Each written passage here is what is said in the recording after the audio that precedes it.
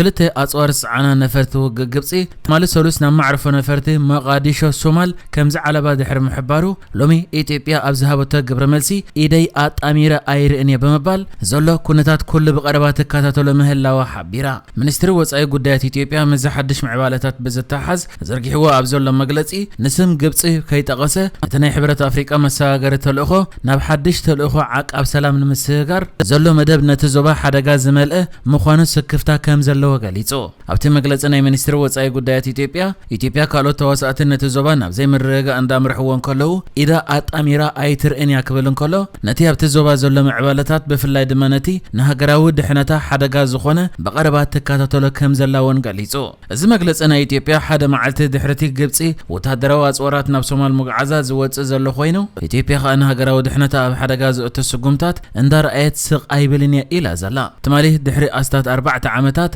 جبسي نسوماليا ذهبتوا فلما وتهدروا حجز بزخون ملكع كلته أصوار عنا نفرت وقع أما قادشوا علي بنيان محبروا من رخبيتات بستزرق فيديو كلته بانديرا جبت زلون سي 230 زعينة وتهدروا نفرت عنت معرفوا نفرت مقادشوا كبصحن كلوا زر كوينو رويترز بوغانو اتي فيديو قنع مخانه كم زرقاقات أتصبسيبو منستر وصاي قدات إثيوبيا بتزرق حوز ولا مقلص بتوسخي حبرة أفريقان ودو حبرات هاجراتن أو سومال كاب كل التشحن عسران حموشتن حدش عق أبسلام نخاته نتم السجار مدلاو أبزكا يدلو زلو أوان اتزوبا نابزيت نصره أنفت يزمر حزلا إثيوبيان كالوت سراويت زبركته هاجراتن تداغا متصاوعتن بعتب أي توزدن كبلن كله إثيوبيا غا أنصار زلعل تصابا أي مقلصتات شلل إلى تاخد حل في تثبيت زغبر لا زلا كمون مسوأته حالتات مكل خالي إثيوبيان مدخام قصاله فتنه يكيدال ونيلو إثيوبيا سلامن دحنتن سوماليان اتزوبان نحبراو عبيات كي تحلت كم سرحتن امونغو حزبتات اتزوبات زلو طبق متأثر كم زعبيتون اتمنستري غليصو امونغو سوماليان إثيوبيان بمونغونيا تركي اب انقره رئيس ختمه تركي زرب تخايدو كونت نبره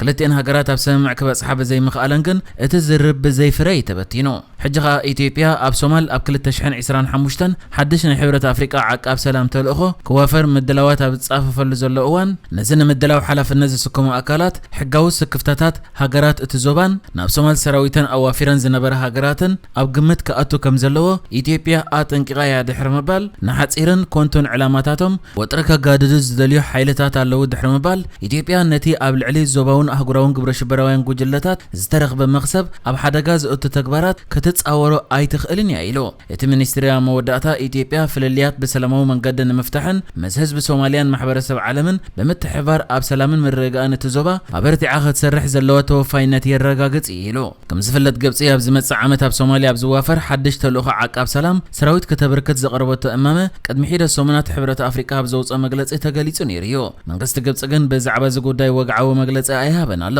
ከሳብ ሕጃብ ዘሎ ሓበሬታታት ድማ ግብጽ ናብ ሶማል 10000 ሰራዊት ከተዋፈር ትደለዘላ እቶም 5000 ኣብ ትሕቲ ተልእኹ ዓቃብ ሰላም ሕብረት ኣፍሪቃ ከመሓደሩን ከለው እቶም 5000 ድማ ናጻ በመንግስት ሶማልን ግብጽን ዝመሓደሩ ክኾኑ ይዝደለዘላ ሕብረት ኣፍሪቃ ግን ግብጽ ሰራዊታ ክትለኽ ዘቕረበቶ ሕቶ ብሓጎስ ከም ዝቕበሎ ጥራይ ኣፍሊጦ ሶማልን ግብጽን ወታደራዊ ስምዕ ድሕሪ ምፍራምን ወሃብ ቃል ቤጽሕፈት ፕሬዝዳንት ግብጽ አልሲሲ ሃገሩ ንሓድነትን ሉዓላውነትን ሶማል ከምትደግፍን አውሽጣው ጉዳያታ ዝህሉ ጣልቃ መተእታው ከምትቃወም ዳግማይ ከም ዘረጋግጽ ሓቢር እዩ ኢትዮጵያ ምስ ሶማሊላንድ ዝኸተመቶ ስምዕ ኣፍደገ ባሕሪ ስዒቡ ኣመንጎ ግብጽን ሶማሊያን ዘሎ ዝምድና እንዳሓየለ ይመጽዩ በሰንከቲ ኢትዮጵያ ተሃንጾ ዘላ ገድብ ሓዳሰ ንዓመታት ኣብ መወዳእታ ዘይብሉ ምስሓብ ዝጸንሐት ግብጽ ነቲ ስምዕ ከም ዝነጸገቶ ይፍለጥ እቲ ኣዝዩ ኣካታዒ ዝኾነ ስምዕ ምፍራምን ስዒቡ ድማ ድሕሪ ሒደት መዓልታት ፕሬዝዳንት ሶማል ሓሰን ሼክ መሐሙድ ምስ ግብጻዊ መዘኑ ዓብድልፈታሕ አልሲሲ በቴሌፎን ከም ዝተዘራረበን ኣብ ዝሓለፈ ኣዋርሕ ድማ ብዙሕ ግዜ ናብ ካይሮ ርእሰ ከተማ ግብጽ በመብጽሕ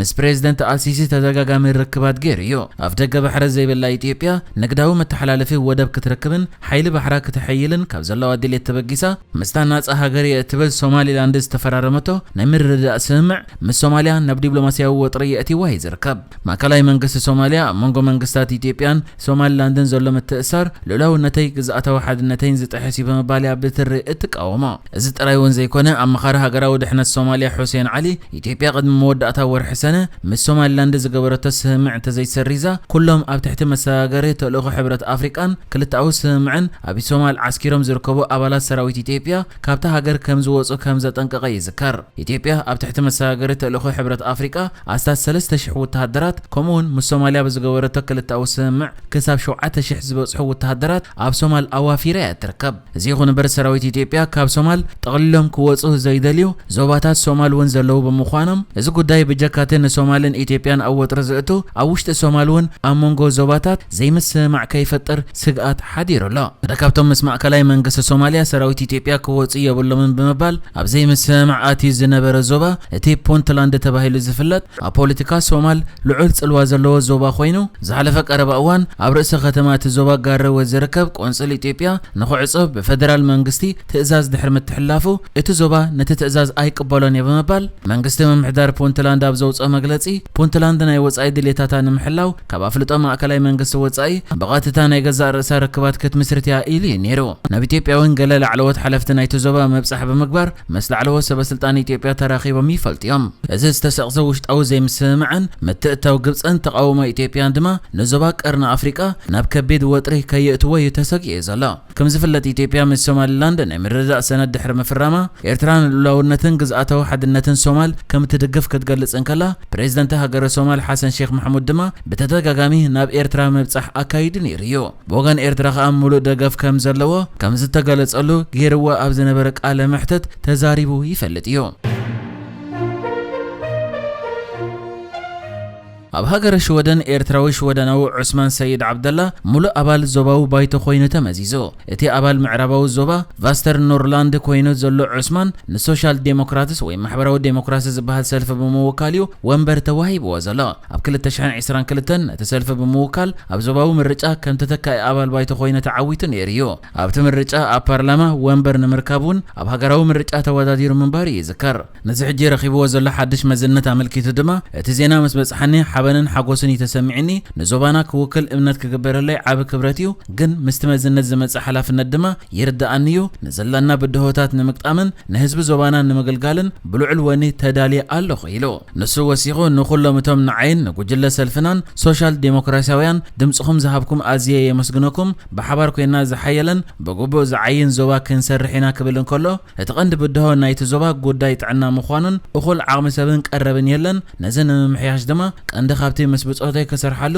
ወጢነት ዘለኹ ውን ኢሉ መተካእታ ኣባላት ባይቶ ብቦርድ ምርጫዮም ሙሉእ ኣባልነት ዝወሃቦም ወርሓዊ ኣኼባ ዘካይድ ዞባዊ ባይቶ ሽወደን ኣብ ጥዕናን ትሕተ ቅርጽን ዝርከብዎም ማሕበራዊ ኣገልግሎታት ወሳነታት ክህብ ሓላፍነት ዝተሰከመ እዩ ኣብቲ ኣብ 2026 ዘካየድ ዝቕጽል ምርጫ ክሳተፍ ድሌት ከም ዘለዎ ውን ዑስማን ይገልጽ ንሱ ንማዕከን ዜና ቢቢሲ ኣብ ዝሃቦ ርእይቶ ኣበይናይ ደረጃ ክወዳደር ምዃነይ ምስቲ ናትና ሰልፊ ክላዘብየ ንሱ ድማ ኣብዚ ተዋሂብኒ ዘሎ መዝነት ብዝገብሮ ተሳተፍነትን ኣበርክቶን እዩ ዝውሰን ክብል ንመጻኢ ዘለዎ ተስፋ ኣመልኪቱ ኣብዚ እብረዚ ኣብ ዝመጽእ ሃገራዊ ምርጫ ንምውድዳር ኣብ ዞባዊ ፖለቲካ ዘለነ ተመክሮ ምስፋሕዩ ዕላማ ይክብል ውን ሓቢሩ ኣብቲ ናይ 2022 ኣብ ምምሕዳር ከባቢ ክራም ፎረስት ተወዳዲሩ ተዓዊቱ ነይሩ እዩ